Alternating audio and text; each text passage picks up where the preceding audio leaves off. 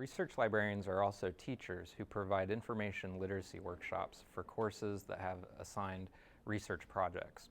Course instructors request workshops from librarians and bring entire classes to the Academic Commons for information literacy classrooms, which are all located on the first floor. Research librarians are located on floor 1, and their main goal is to help the SU community with all things research. Beyond providing quick answers at the Research Help Desk, students can also get in-depth help by contacting research librarians who support their subject and working with them by appointment.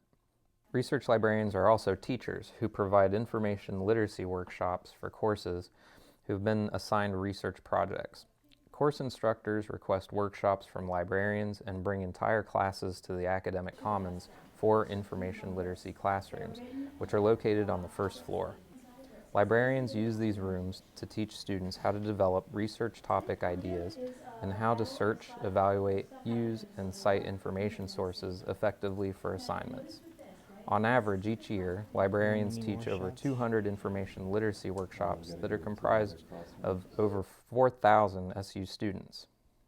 When not reserved by librarians, the 4 classrooms, room 117, 162, and 163, are freely available to all for use as computer labs and collaborative study spaces. No reservation is needed.